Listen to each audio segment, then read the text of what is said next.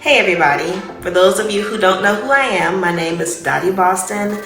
I am a wife, a mother, an entrepreneur, and a self-proclaimed domestic diva. Aside from all of those things, I'm also a homeschool mom. So I have been homeschooling my youngest two daughters for the last 2 years. And so I don't have a plethora of experience in it, but I have learned a few things.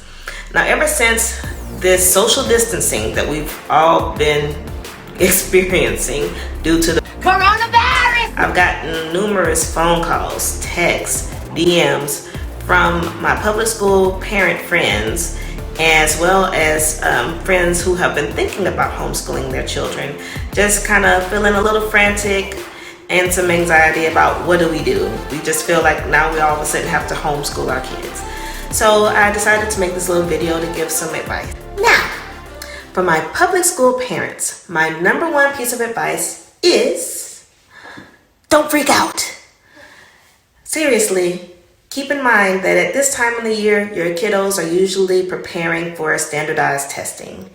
In Texas, that is the STAR test. STAR test has been canceled, so we dodged that bullet there. After standardized testing, I promise you, your teachers are not about to start teaching your kids brand new material they've never seen. If anything, they're going to be reviewing things that they've already learned throughout the school year. And let's get real, they're going to get a lot of free time. Watching movies, game board day, wear this outfit day, it's hat day, it's whatever. These teachers, everybody is in vacation mode already. So again, don't freak out. I think that a lot of you are afraid that somehow missing this section of the school year is going to make your baby stupid. And I promise it's not. It really isn't. Just don't feel super pressured to create a school schedule for them.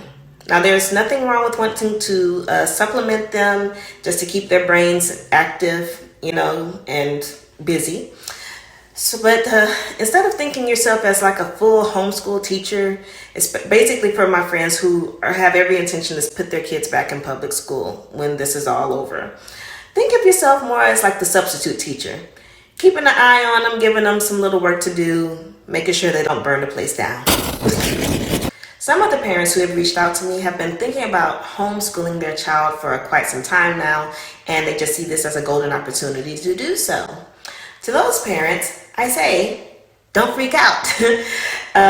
There is what experts call deschooling. And what deschooling in a nutshell is an adjustment period for your child or children from learning in the classroom environment at school to adjusting to having a learning environment at home.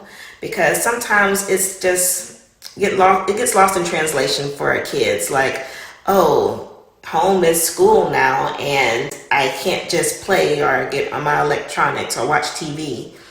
So I personally feel like public school and homeschool, I think that both are great. Both have their advantages. And really neither is better than the other. It's just what works best for your family. Now, as far as continuing education for your child at home, I have to recommend reading. As they say, reading is fundamental, and it does your child so much good just to read for 20 minutes out of the day. They learn new things, they can expand their vocabulary, and even if your child is too young to read to them for at least 20 minutes. And it's okay if the book is above their grade level. As long as you're reading along with them, it gives them an opportunity to look on with you and ask questions and things like that. So definitely reading. Also, I have a number of websites that I like using for my daughters. My daughters are 3rd and 4th grade, so the resources from online that I'm about to share with you are primarily for elementary school age students. So my favorite math resource is Prodigy. It can even be set up to the Texas standards of math, and it's kind of set up like a Pokemon / Yu-Gi-Oh style battle. It's a video game of sorts in which if your child gets the answer right, then they get to strike their opponent. And if they get it wrong, then they get smacked. And no kid wants that. They fight really hard to get those answers right. A lot of you have probably heard of abcmouse.com. My children used to play that when they were in preschool and they outgrew the program. Well, now the developers of that program have created the next level to that for elementary age children, and it's called Adventure Academy. Listen, if your child loves Roblox, they'll enjoy this game, okay? It is like Roblox with learning, so that puts it miles ahead in my book as it is, because Roblox gets on my nerves. So as they have to complete tasks and they read articles, it's an adventure. They are going through having to talk to different teachers and professors within the game. And they can also chat with friends. And they have this really cool thing. My little girl stayed on there for hours to just reach the level where they can go into the neighborhood and build their own house. So it's well worth it. Now, some of these resources I've told you about has a cost. If you create a parent account for Prodigy, I believe there is a fee for that.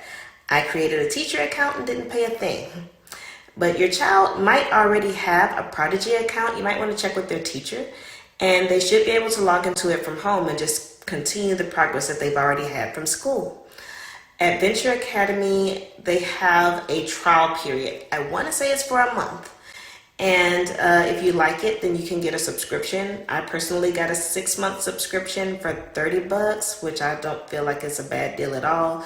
I believe you can also get a year for like $45, which is good. Another completely free resource that I like to use is called timetables.com, and that's exactly what it is. It's just repetition practicing timetables, and they can earn trophies and medals, and it saves their progress. And lastly, I like Quizlet. You can go to that website, create a free account for your child, and you can load in words and definitions that you want them to memorize, and they can learn these words through games and repetition as well. If you don't know or don't have vocabulary words that you want to put into the program for them, there are other lists that people share publicly, and you can look at those lists and have your child practice on those. For those of you who would really like to have a guideline anyway, I will share what a typical homeschool day for us looks like, but I'll do it in another video because I don't like the videos to run too long. So until then, I'll see you later. I hope I gave you some information that can help you out. And at the end of the day, don't freak out. Stay indoors, practice your social distancing, and stay healthy and be safe. Bye.